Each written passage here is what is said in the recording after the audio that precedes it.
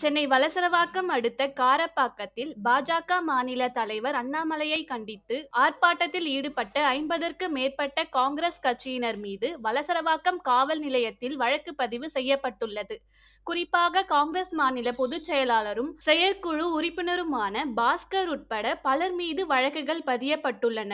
வழக்கு எண் 147 கழகம் செய்தல், 188 உத்தரவுக்கு கீழ்ப்படியாமை உள்ளிட்ட சட்டப்பிரிவுகளின் கீழ் அவர்கள் மீது வழக்குகள் பதியப்பட்டுள்ளன.